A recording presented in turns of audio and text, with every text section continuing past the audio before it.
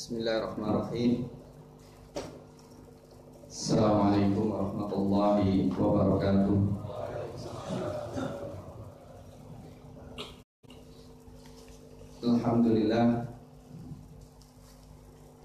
Alhamdulillahirabbil alamin. Nahmaduhu wa nasta'inuhu wa nastaghfiruh wa natubu ilaih wa na'tasimu bihi wa nahtaji ilaih wa na'udzu bihi min syururi anfusina wa sayyiati a'malina, fa innahu may yahdihillahu fahuwal muhtadi wa may yudlil falan tajida lahu waliyyan mursyida. Asyhadu an la ilaha illallah wahdahu la syarika lah wa asyhadu anna Muhammadan abduhu wa rasuluh. Allahumma shalli wa sallim wa barik ala habibina nabiyina Muhammadin wa ala alihi wa sahbihi wa man sara ala nahjihi wa ihtada bihadihi wa da'a bida'watihi ila yaumiddin, amma ba'd. Allahumma la ilma lana illa ma 'allamtana innaka antal alimul hakim. Fa'alimna ma yanfa'una wa anfa'na bima 'allamtana wa zidna ilman walhamdulillahi ala kulli hal. Ma'asyiral muslimin, hafizakumullah. Kita belajar lagi kajian tentang kisah Nabi Musa alaihissalam sampai pada ayat ke-10 surat Al-Qasas, yaitu firman Allah Subhanahu wa taala, a'udzu billahi minasyaitonir rajim wa asbaha, dan menjadilah fuadu ummi Musa, hati ibunya Musa, farigha, kosong, ingkada, sungguh hampir-hampir, latu bihi, dia menampakkan tentangnya, lama kalaulah tidak, arrabatna, kami ikat, kami kuatkan, ala qalbiha, terhadap hatinya, litakuna minal mu'minin, supaya dia menjadi orang yang beriman. Wa qalat, dan berkatalah ibunya Musa, li ukhtihi, kepada saudara perempuannya, kepada kakaknya, ussi, telusurilah dia, fabasurat bihi, maka melihat dengannya,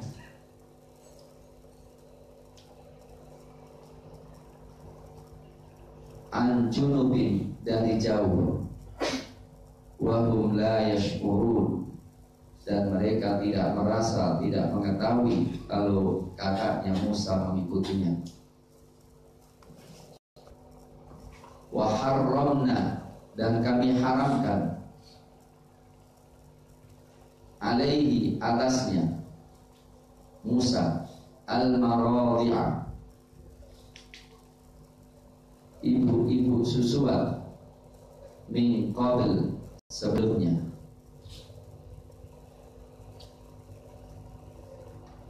Faqalat, lantas berkatalah dia, yaitu kakaknya Musa, hal adullukum, adakah aku tunjuki kalian, ala ahli baitin, atas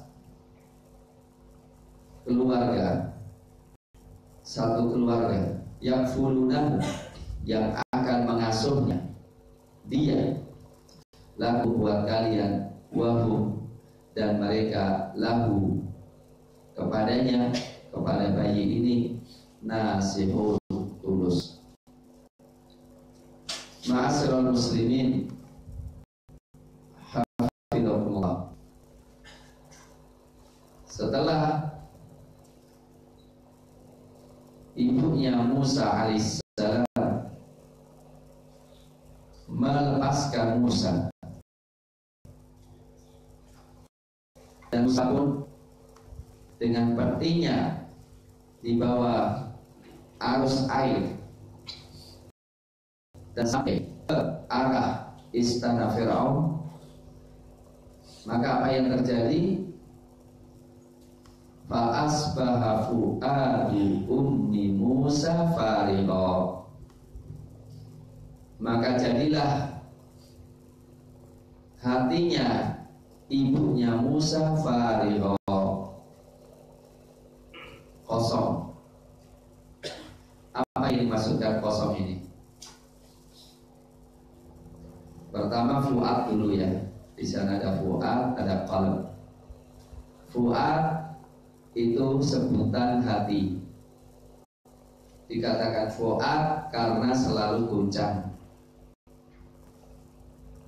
Adapun qalb dikatakan qalb karena selalu berbalik. Di sini ibunya Nabi Musa alaihissalam hatinya kosong. Kosong apa? Kosong dari urusan dunia, gak mikir apa sama sekali, kecuali hanya mikirkan keselamatan Musa alaihissalam. Itu makna farigha yang pertama.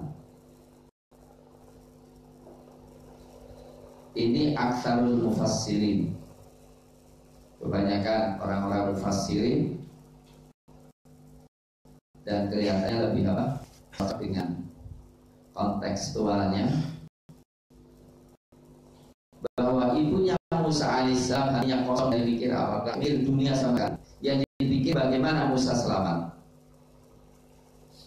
Al-Hasan mengatakan nasiyah lil wahyil ladzi auhallahu ilaiha.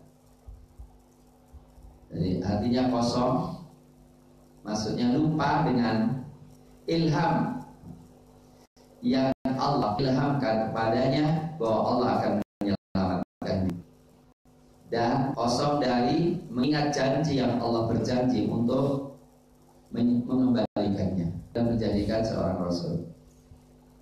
Datanglah setan dengan mengatakan,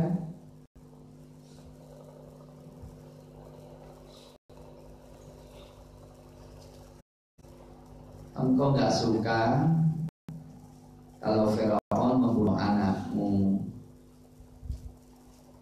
malah kau sendiri yang melepaskan ke sungai, dan kau sendiri yang menenggelamkannya, atau malah mengirimkan ke Firaun.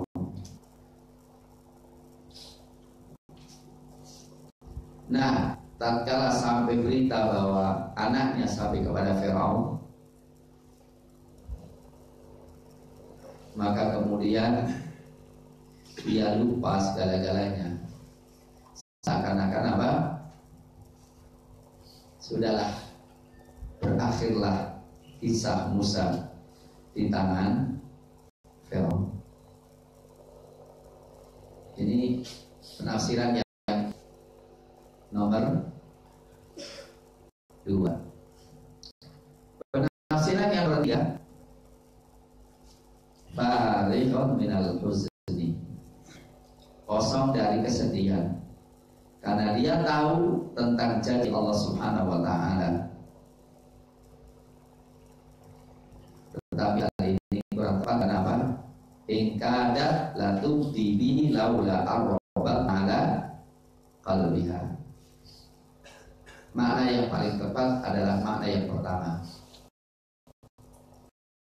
Secara manusiawi, seseorang kalau berikan hati kepada sesuatu yang mahal, kayaknya jadi apa? Lupa. Tapi ini salah satu di antara apa? penafsiran, dan pastilah di antara penafsiran itu ada apa? Pengaruh terhadap sikap. Ya, kalau penafsiran pasti ada pengaruh terhadap apa? Sikapnya. Ini saya contoh. Agak keluar dikit ya dengan temanya. Dan pelajaran cukup menarik. Ilustrasi saja. Ada seorang saudagar besar mengirimkan pembantunya untuk melakukan survei di suatu negeri. Survei tentang kemungkinan membangun pabrik sepatu. Gak lama yang diutus balik. Apa yang diutus mengatakan, ini ide yang gak bermutu sama sekali, gak laku. Masyarakat semuanya cekeran gitu. Masyarakat nggak pakai apa? Sepatu cekeran, udah biasa cekeran. Oke. Terus dia ngirimkan bagian kedua. Baliknya ngomong apa? Gimana menurutmu? Yang kedua ngomong ide cemerlang. Karena aku dapatkan masyarakat itu, dan ini ide yang baru, cemerlang, baru, dan sangat prospektif. Karena apa? Masyarakat tersisa, gak ada sepatu. Dan kalau dibangun pasti semua beli dari kita. Hasilnya beda gak? Cara pandang beda gak? Iya. Nah. Contoh lagi, ada orang bilang, ketika saya sedang sujud ada yang nginjek kepalaku. Terus saya lihat dia minggir kemudian ngomong gak jadi. Kesel banget saya, nginjek kepalaku sedang sujud. Tapi setelah saya dia buta. Maka kemudian saya istighfar, saya terima kasih sama Allah tidak diuji dengan buta. Dan akhirnya saya kasihan sama dia. Berubah sikap gak? Ini semuanya dikatakan apa? Cara pandang. Untuk itu kalau kita ingin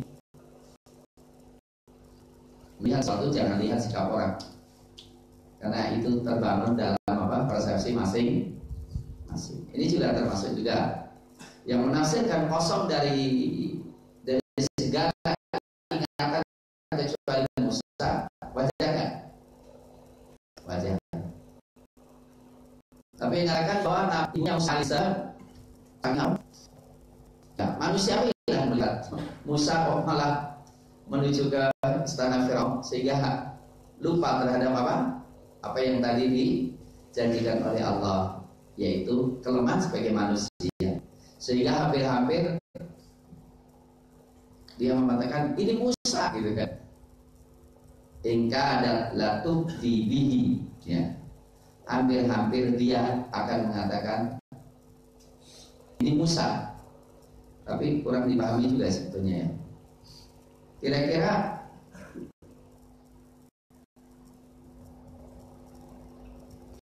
ada yang bisa mengingat apa makna dia hampir-hampir mengatakan bahwa itu anaknya?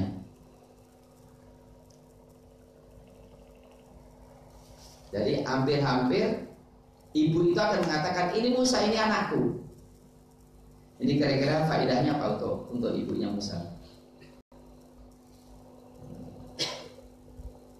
Ada yang tahu nggak?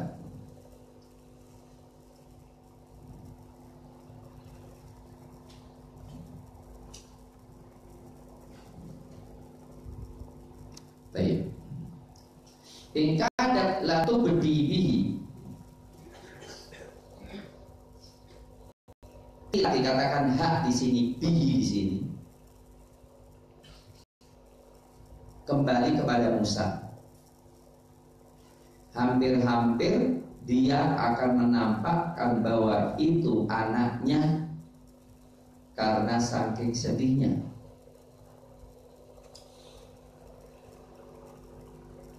Ibnu Abbas mengatakan, hampir-hampir mengatakan anakku.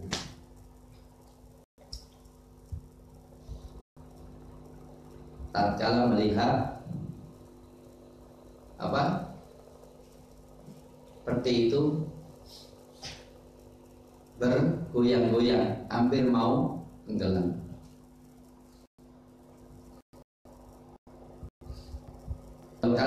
Kali mengatakan sama, hampir dia ingin mengatakan anaknya, karena tatkala dia mendengar orang-orang mengatakan kepada Musa, tatkala besar Musa bin Firaun fasyaqqa 'alaiha faqalat taqulu bal huwa ibni. Saya mohon maaf, ini saya akademik dikit ya. Hadirin paham nggak? Ketika saya bertanya apa faedahnya, ibunya hampir-hampir mengatakan itu anaknya. Paham nggak pertanyaan saya? Hah? Kan kalau mengatakan anakku itu pasti ada manfaat kembali padanya kan? Ya kan? Tapi Allah menekan sehingga nggak sampai. Tapi ketika ngomong ini anakku malah bahaya nggak? Baik. Dan kemudian saya berpikir, apa faedah mengatakan hampir-hampir mengatakan ini anakku? Di sini ada penafsiran. Penafsiran pertama seperti itu zahirnya. Tapi saya masih bertanya. Tapi penafsiran kedua cukup bagus. Saking apa? Kagetnya melihat begitu, mengatakan anakku, kan wajar kan? Hah?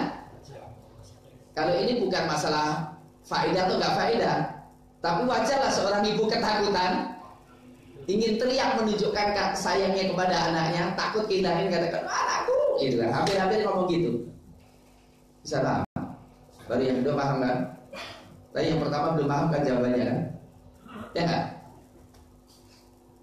Nah ini penafsiran yang kedua lebih tepat. Ada penafsiran ketiga. Ketika Musa alaihissalam besar, orang apa? Musa anak Firaun, Musa bin Firaun. Dan dia menahan diri untuk mengatakan apa? Hampir katakan enggak, itu bukan anak Firaun atau anakku gitu. Tapi saya kira pembicaraan ini berkaitan dengan waktu itu, bukan waktu ketika gede kan. Maka agar supaya kita mensucikan Al-Quran dari satu kalimat yang mungkin kita tidak tahu maknanya sehingga kita bertanya-tanya gitu kan. Memang saya sendiri juga bertanya. Hampir-hampir dia mengatakan itu anaknya, faedahnya pasti tidak ada apa? Faedah. Dengan sadar katakan anakku. Tapi saya lebih cocok dengan penafsiran yang kedua. Hampir-hampir itu saking ibunya itu sudah kehilangan kesadaran diri, kontrol diri, hampir-hampir akan katakan apa? Anakku. Padahal kalau itu ngomong sangat bahaya, sehingga Allah Subhanahu tahan lisannya, tahan hatinya untuk tidak mengatakan demikian. Bisa dipahami ya? Benar saya kedua. Agak capek dikit ya. Capek dengerinnya. Tapi nggak apa-apa. In kadat la tubdi bihi laula arrabatna ala qalbiha. Kalaulah bukan karena kami kuatkan hatinya, dia akan ngomong. Ini menunjukkan ma'asyiral muslimin, kadang-kadang orang itu ketika kehilangan kendali, ingin ngomong sesuatu membahayakan dirinya. Benar nggak? Benar nggak? Yang sering terjadi dalam perjuangan itu, yang mungkin nggak sadar apa ngomong, wah merembet kepada teman-temannya, akhirnya apa? Terbuka rencananya oleh musuh. Mungkin gitu kan?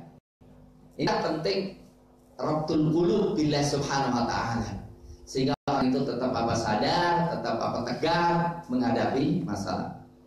Dan ini menunjukkan bahwa ingat janji Allah subhanahu wa ta'ala itu penting sekali. Maka saya katakan ikhwan fillah hafizakumullah, kalau ada sesuatu musibah atau sesuatu kegagalan atau suatu kekekalan, masalahnya bukan musibah itu datang pada kita, tapi karena Allah Subhanahu wa taala tidak menjaga kita lagi. Nah, untuk itu kalau kita dijaga oleh Allah, tidak ada seorang pun yang bisa mengganggunya. Litakuna minal mu'minin. Nah, supaya dia beriman. Beriman apa? Apa beriman adanya Allah? Hah? Kira-kira beriman adanya Allah? Atau beriman Allah berkuasa satu? Enggak, beriman terhadap janji Allah.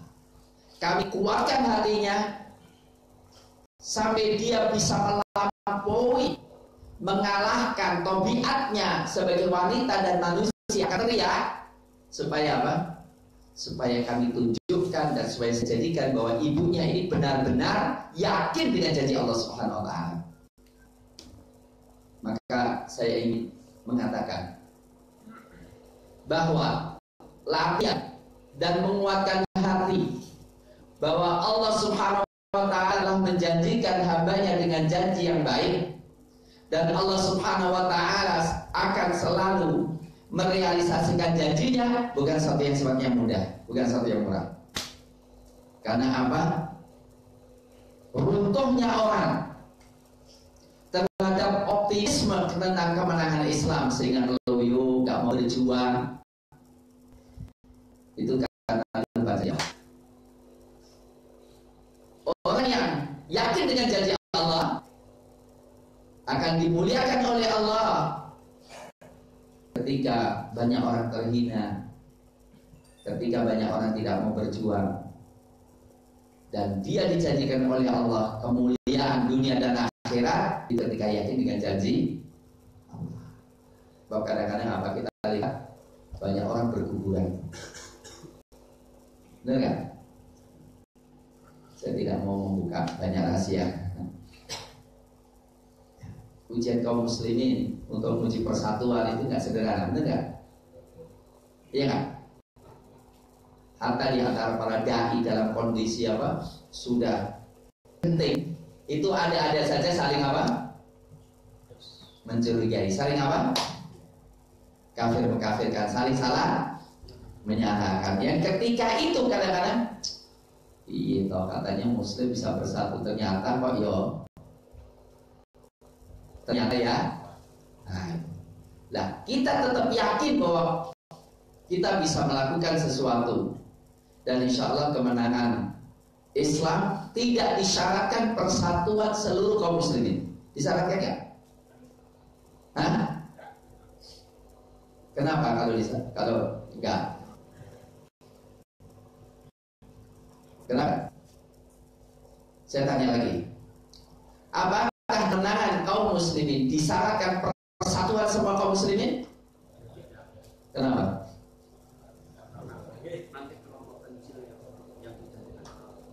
Karena kalau itu disyaratkan nggak akan menang selamanya.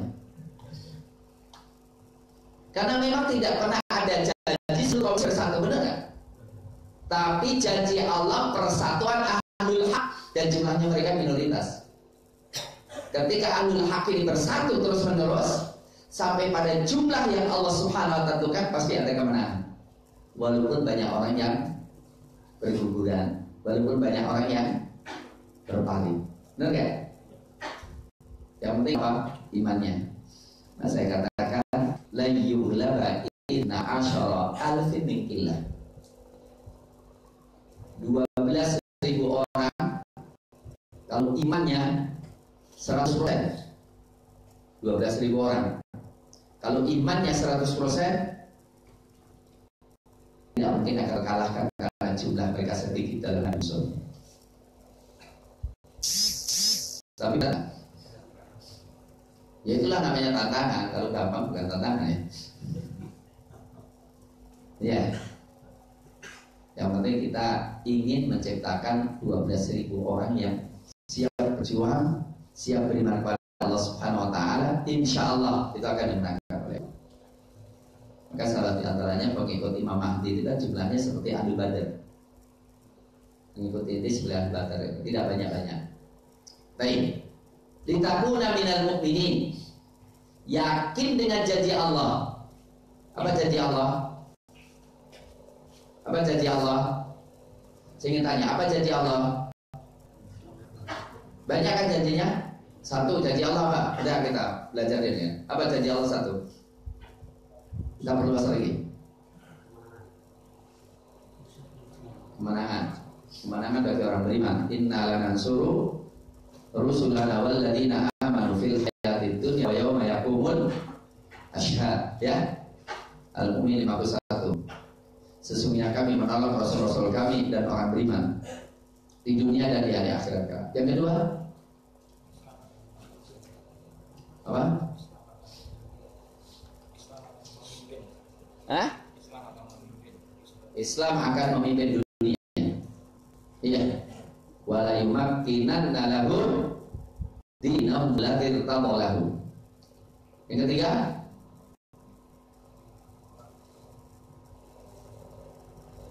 Islam akan punya posisi. Yang ketiga, Islam akan di atas seluruh agama. Wallahu mutimmu nurahu walau karihal kafirun. Yang keempat,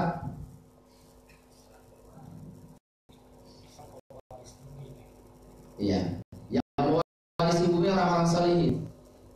Ya, wa qad katabna fi zaburi min ba'di dzikri annal arda yarithuha ibadiyas salihun. Surat Al-Anbiya 105. Terus yang kelima, wa may yattaqillaha yaj'al lahu makhraja wa yarzuqhu min haitsu la yahtasib. Siapa yang bertakwa pada Allah, berikan jalan keluar, dikasih rezeki yang tidak disangka. Kemudian, wa may yatawakkal 'ala Allah fa huwa hasbuh. Siapa yang tawakal pada Allah, Allah berikan kecukupan. Nah, kita harus selalu ingat janji-janji Allah Subhanahu wa taala. Inna la nudhi'u ajra man ahsana amala. Allah tidak akan menyia-nyiakan orang yang berbuat. Baik. Selanjutnya ma'asyiral muslimin. Hafizakumullah. Wa harramna 'alaihi al-marad.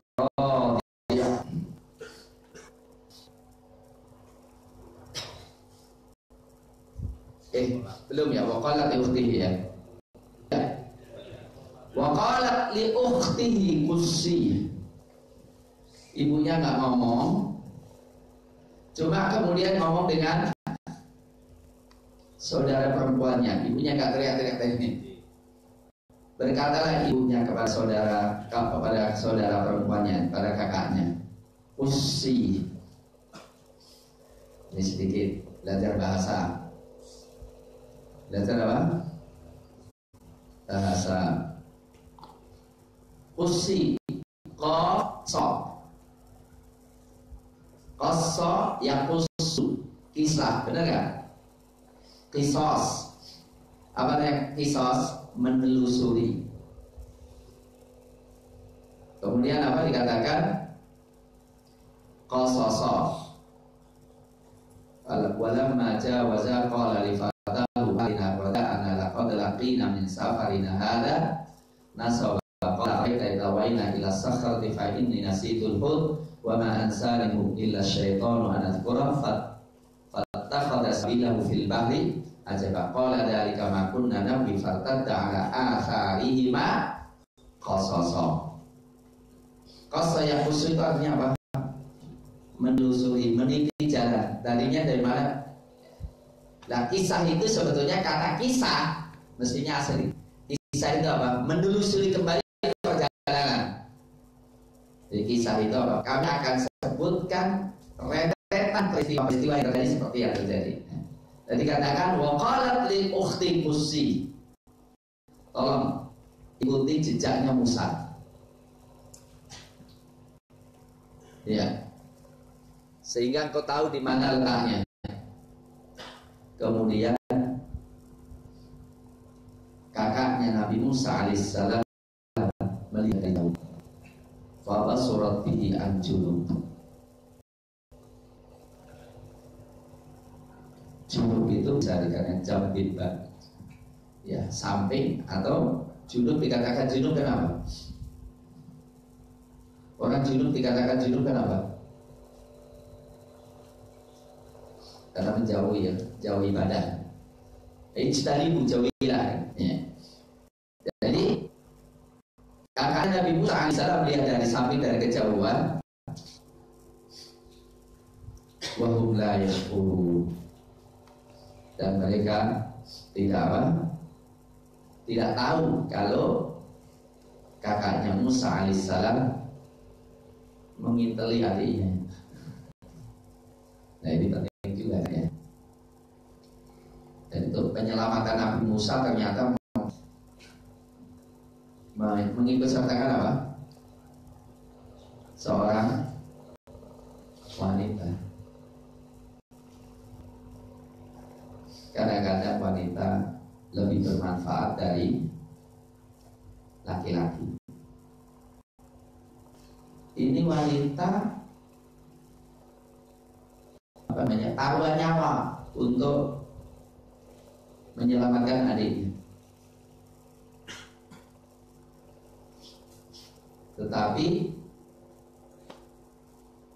saudaranya Nabi Yusuf alaihissalam jumlahnya 11 orang kerjasama untuk mencelakakan adiknya. Nah, kadang-kadang gitu, ya.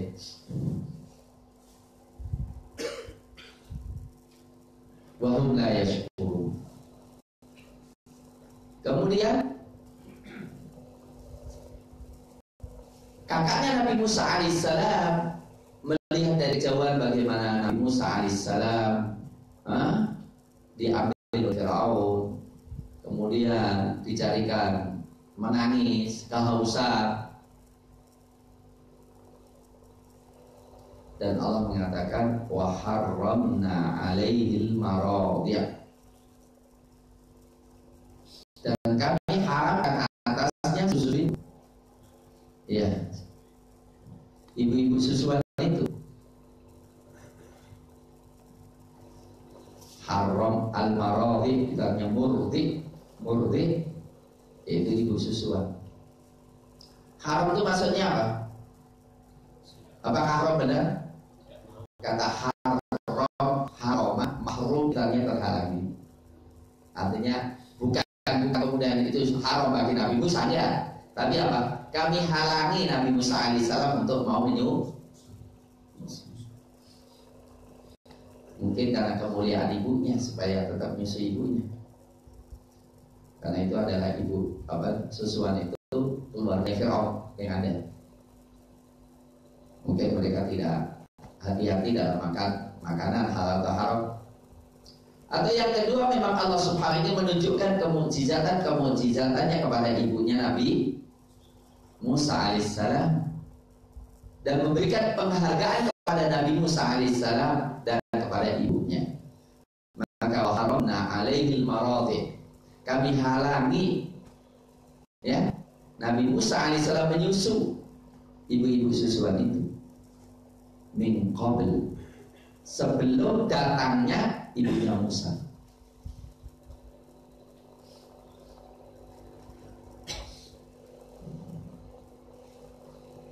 Ya Allah, kira-kira berapa lama, ya?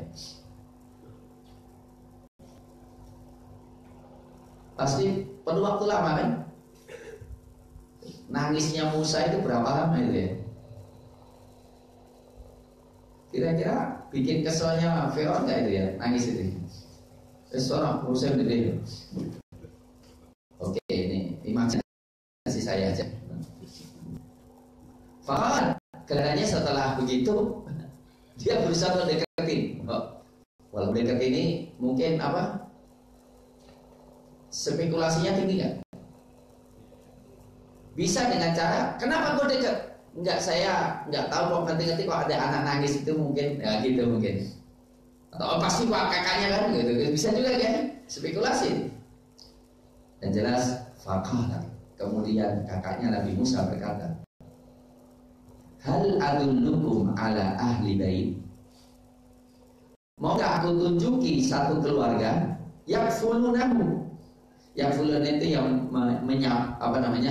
menanggungnya atau memeliharanya, yang menyusukannya buat kalian. Dengan mengatakan,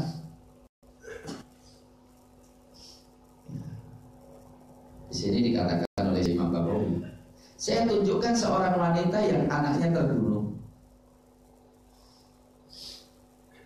yang anaknya itu paling dia sukai, ya minimal apa? Cariannya lah, menghibur diri. Kalau ini benar itu ada boleh dusta dalam kaitan. Ya, kalau itu kan dusta ya, tapi nggak apa-apa dalam kaitan.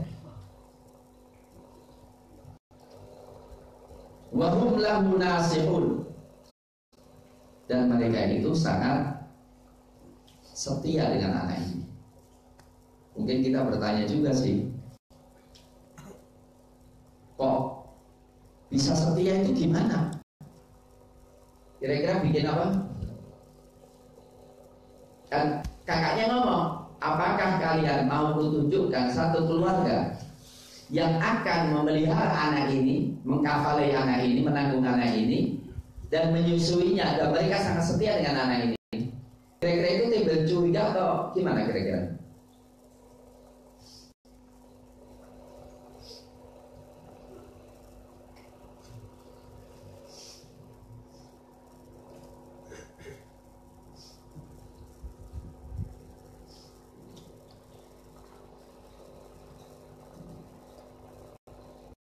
Dikatakan tatkala saudaranya Musa mengatakan mereka sangat setia,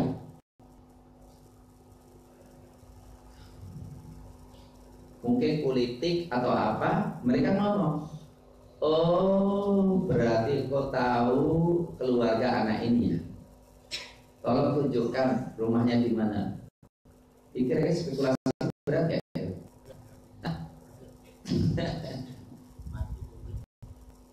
Enggak, masalahnya kan bisa terbongkar ini. Rekayasa itu kan bisa terbongkar kan.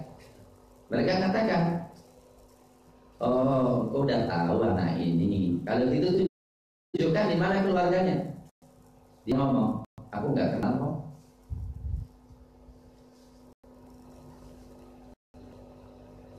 Tapi aku ingin nyatakan lahu itu siapa di sini? Wahum lahu nasihun, maksudnya mereka itu sangat setia dengan raja.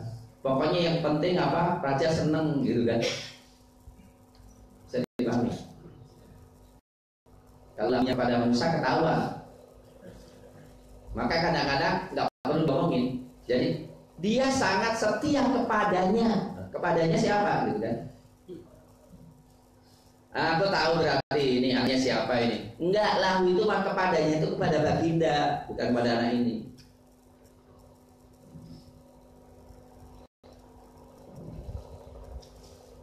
Dikatakan, tiada lain aku mengatakan ini karena aku ingin membahagiakan raja.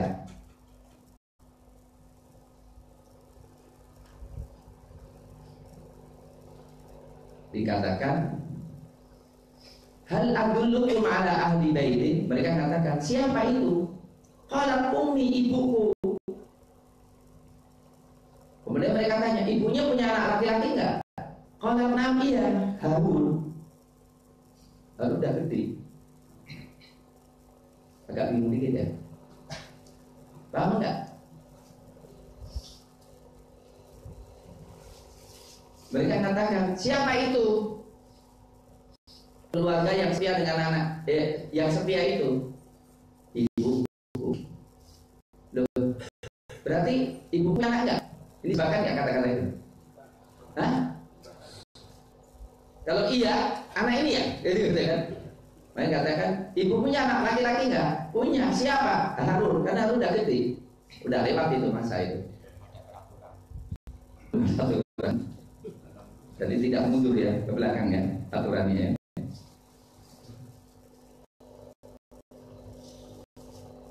Ya, oh kalau begitu adalah ya. Akhirnya terjadi. Oke? Itu aja lah, nggak usah panjang banget masalahnya. Jadi apa? Wahum nasihu. Ini menunjukkan apa? Menunjukkan apa? Perlu faedah ya. Retorika. Yang kadang-kadang perlu, kadang-kadang sesuatu nggak perlu vulgar. Yang bisa memiliki dua tafsiran sehingga dia bisa dijadikan penyelamat juga. Ya enggak? Ada juga namanya kali ini taqiyah dalam hal yang baik, bukan taqiyahnya Syiah. Dulu itu ada fitnah khalqil Quran. Pokoknya ulama yang mengatakan Quran makhluk, bukan Allah makhluk, diselip. Wah, ini ulama-ulama ini kumpulin semuanya. Di antara mereka bilang, demi Allah, Quran, Taurat, Zabur, Injil, demi Allah ini makhluk. Ya udah, selamat. Jadi maksudnya apa? Tangan ini makhluk, gitu. Namanya apa? Tauliyah. Namanya apa? Tauliyah. Nah, artinya ya perlu belajar juga ya. Jadi kadang-kadang perlu kayak gini, wahum lahu, wahum lihada wala nasihun, ketahuan langsung deh. Tapi kan lahu ada dua tafsir ya. Oh berarti kan saudara, enggak, maksudnya baca. Rakyatnya semua kan setia dengan raja kan. Loh, ada ibu itu sedih kelihatan raja bingung tadi. Ya. Alhamdulillah ini salah satu. Ini menunjukkan apa? Allah menyelamatkan seorang hamba atau menyelamatkan hambanya ya dengan menggunakan sebab-sebab apa? Logik atau sebab-sebab manusia. Faradadnahu ila ummi. Selesai waktunya ya. Atau lama amat ya, cuma nafsirin apa? Satu ayat aja. Faradadnahu ila ummihi. Maka kami kembalikan anak itu kepada ibunya. Kaita qarra ainuha. Supaya sejuklah matanya.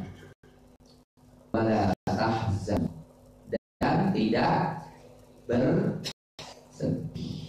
Walita'alama, dan supaya dia mengetahui anna wa'dallahi haq, bahwa janji Allah itu benar. Walakinna, akan tetapi aktsarahum, kebanyakan mereka la ya'lamun, tidak mengetahui. Ma'asyiral muslimin, habibakumullah. Allah Subhanahu wa taala menceritakan kami kembalikan Musa alaihissalam kepada ibunya dengan ini bahwa kebahagiaan itu ada sebab-sebabnya. Dan kami kembalikan Nabi Musa kepada ibunya supaya matanya sejuk.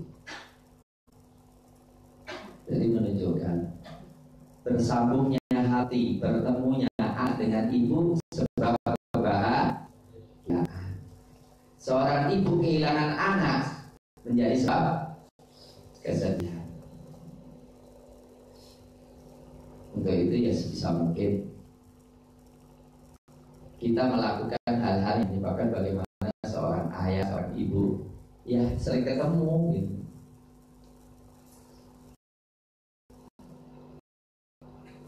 Kalau kita ingin mengambil pelajaran banyak sekali. Contohnya apa? Orang tua yang sudah usia 60 tahun, 70 tahun, apalagi orangnya cuma 1-2, kira-kira gimana? Kira-kira gimana? Mampu nggak bawahnya? Mampu nggak? Saya usia saya 50 lebih dikit. Anak saya 10. Rumah saya pun sudah vakum, hampir vakum. Nah, kalau hanya cuma 1-2, tidak punya anak gitu. Undang-undang ya. Ya untuk itu maksud saya, bagi anak-anak yang sudah ingatlah ya, Bapak Ibu ya, karena mereka sudah merasa kehilangan. Orang tua, ibu saya punya anak 8 ya. Kadang-kadang walaupun dekat karena sibuk gitu ya, teguran juga ya. Dekat tapi nggak pernah lihat karena sibuknya. Tapi mau nggak mau ya, karena orang tua tidak cukup dengan telepon ya, harus lihat apa? Wajahnya juga ya. Ya, jadi ini merupakan sebuah sunnatullah, bahwa bertemunya ibu dengan anak merupakan sebuah kebahagiaan. Wala tahzan, dan jangan engkau bersedih. Nah, ma'asyiral muslimin hafizahullah, menunjukkan bahwa kesejukan mata, kebahagiaan mata bagian daripada tujuan syariat pula. Benar enggak? Karena hablana min azwajina wa dzurriyyatina qurrata waj'alna lil muttaqina, maka kesamaan akidah bagian daripada apa? Kebahagiaan. Ada kisah yang sangat menarik. Ya Bapak ceritakan semuanya kalau saya simpan. Seorang ceritanya bakal saya cerita nih. Hari ini saya mendengar cerita yang cukup menarik, yaitu apa?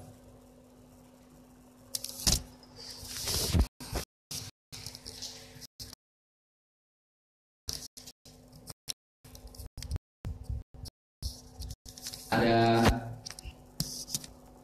seorang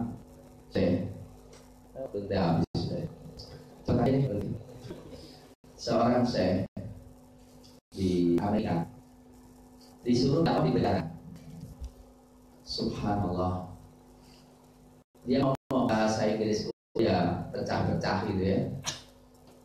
Tapi saya ketika masuk dikawal 2 tentara, karena suruh dakwai penjahat kelas kakap. Sudah saya ketika dakwah itu dikawal 2 tentara. Ketika saya ngomong dengan terbata-bata setengah jam, tiba-tiba ada yang angkat tangan. Saya tanya, saya jawab dengan dingin aja. Tapi ternyata dia ini masuk Islam. Aku ini masuk Islam. Kaget. Akhirnya cara Islamnya gimana? Dia dari syahadat.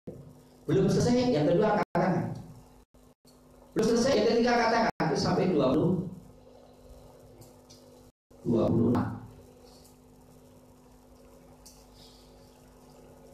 Ini cuma ngomong setengah jam.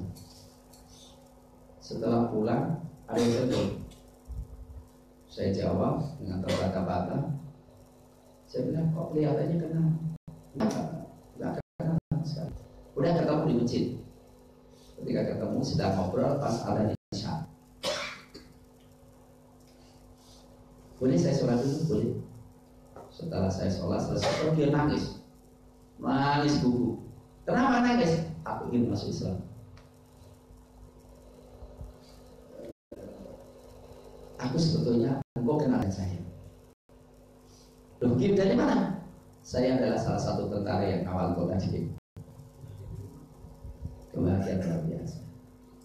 Nah, bertemunya anak, bertemunya ibu, itu bahagia kalau satu. Maka ada cerita terakhir kali. Cerita bagaimana seorang wanita mau dikisos. Ceritanya ini di Saudi ya. Bapaknya pemabuk, ibunya juga sudah lacur ya. Karena sudah suka selingkuh dan kemudian anaknya akhirnya pergaulan bebas banget. Ketika sudah mabuk dengan teman-temannya, tiba-tiba ada di antara temannya ngomong, saya telah menzinai ibu Anda. Gak tahu anak perempuannya langsung tembak dia habisin pelurunya, hanya di penjara. Pada penjara dia bingung lihat orang mau melakukan gerakan. Kok gerakan apa? Kok nggak tahu kita ini? Nggak tahu. Kita sedang sholat. Subhanallah, orang Saudi nggak tahu kalau ada orang sholat. Kok nggak nonton TV atau gimana? Nggak tahu. Allah alhamdulillah. Tetap selesaikan sendirilah. Akhirnya dia cari. Ketika dia cari, masya Allah, dia akhirnya jadi hafidh, ngajari. Jadi semua yang di penjara itu diajari semua, didakwai semuanya. Sehingga mereka merasa senang banget karena anak ini yang tadi yang nggak tahu agama sama sekali, sehingga jadi tidak. Suatu saat dia datang kepada kepala penjara. Keputusan sudah turun belum? Apa urusanmu? Udah pasang aja baik gitu. Enggak, tolong saya 3 hari ini mimpi kalau saya diperlihatkan surgaku. Tolong kalau keputusan kisah sudah muncul, tolong jangan diakhirkan 1 menit. Dan tolong nanti kalau saya sudah mau dikisos, sudah mau ditebas leherku, kasih tahu ya, sehingga saya berdoa. Dan ceritanya ketika mau dikisos itu dia doa. Doanya apa? Pelak Bapak Ibu. Karena Bapak Ibunya telah menjadikan dia jauh daripada agama. Setelah meninggal untuk rebutan, yang mandikan semua, nangis semuanya. Sehingga ketika memandikan saya itu sampai diundi. Udah kita undian aja siapa yang keluar namanya memandikan dia. Al-Latin likaila faradatnahu ila ummihi kay taqarru 'ainuha wala tahzan. Tapi yang terakhir kali walita'lama anna wa'dallahi, supaya ibunya itu tahu bahwa janji Allah itu benar.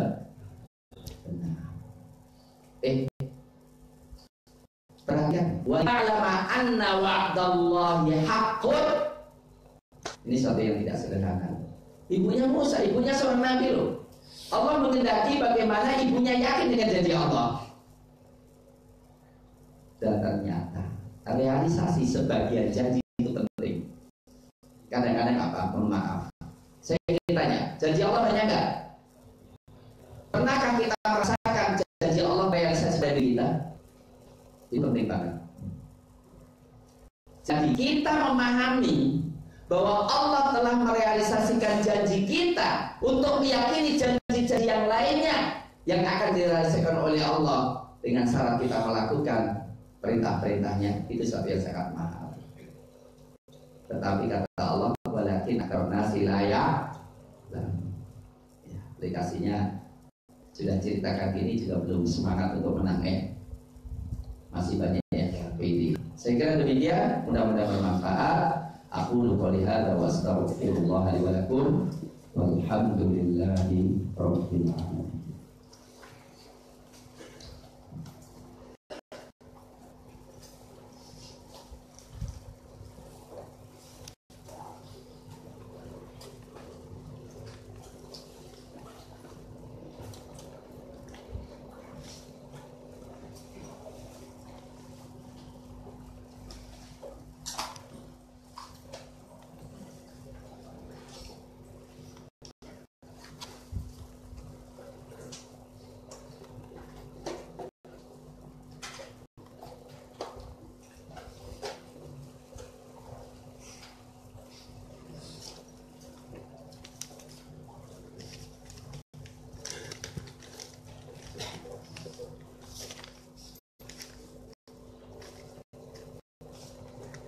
Bagi jamaah yang punya aplikasi Uber, saya tolong dipesan ya. Tapi saya ketinggalan di rumah. Oh, mau pulang. Tujuan Jalan Manyar, Merapi, Gremet, Manahan. Posisi di Masjid Daman, Jalan Bosuli nomor 7. Oh, masya Allah, Ibu Irma ini dengan putranya nggak akan, dengan putranya tak antar ya. Oh ya, saya dengan Pak Suami. Kita antar sih nggak usah uber-uberan. Ini bunda ini ya, setiap sholat. Kemudian sifat sombong seperti apa Ustaz jika mengenakan celana yang isbal? Alhamdulillah ada hadis, isbal itu bagian daripada kesombongan. Karena sunnahnya supaya tidak isbal. Ada juga yang Isbal sombong juga ada juga kan? Benar nggak? Karena Nabi Pak Innal isbal minal khuyala. Walaupun ada juga sudah isbal dari itu ada juga kan? Yang merasa apa namanya hebat dengan itu. Zaman dulu begitu banyak. Ustaz, saya ingin menutupi aib teman saya. Lalu bagaimana cara agar saya tidak keceplosan mengumbar aib teman saya pada orang lain? Tidak keceplosan ya supaya tidak ngomong sama sekali kan? Tapi ini ya pipi loh. Nah, ya kalau mau ngomong pegang mulutnya. Ya, yakinlah bahwa sebelum ngomong harus tahu kira-kira jelas ya. Maka kira-kira gitu caranya begitu. Apakah boleh di antara ada dari iqamah salat tahiyatul masjid? Baik, apakah boleh antara ada dari iqamah salat tahiyatul masjid? Karena masjid di dekat rumah waktunya cepat iqamahnya, dan karena lagi kerja jadi tidak bisa awal datang ke masjid untuk qobliyah asar 4 rakaat. Bagaimana kalau saya pilih sholat tahiyatul masjid? Saya katakan tahiyatul masjid itu bisa ya diniatkan sekaligus sebagai apa? Qobliyah. Ya, bisa qobliyah. Ala kulli halin dalam kecuali kali Jumat ya. Kali Jumat saya anjurkan malah kalau masuk langsung aja apa? Sholat, nggak perlu nunggu apa bayar apa jawab ada, karena apa? Dengarkan khutbah lebih baik daripada apa? Menjawab khutbah. Tapi kalau tidak ya kalau saya melihat merupakan sebuah apa? Sebuah pilihan ya. Ada di sini katakan tahiyatul masjid. Lebih baik tunggu aja ya. Tunggu. Nanti kalau ada waktu ya kita apa? Tahiyatul masjid khos. Kalau tidak ya berarti apa? Sholat apa namanya? Qobliyah itu diniati sebagai sholat tahiyatul masjid. Saya kira demikian. Terima kasih. Qul qouli hadza wastaghfirukum walhamdulillahi rabbil alamin. Allahumma arinal haqqa haqqan warzuqna ittiba'ahu wa arinal batila batilan warzuqna ijtinabah. Ya muqallibal qulub tsabbit qulubana 'ala dinik wa ya musarrifal qulub sarrif qulubana ila ta'atik. Wa sallallahu 'ala nabiyyina Muhammadin wa 'ala alihi wa sallam. Subhana rabbika rabbil izzati amma yasifun wa salamun 'alal mursalin walhamdulillahi rabbil alamin. Assalamualaikum.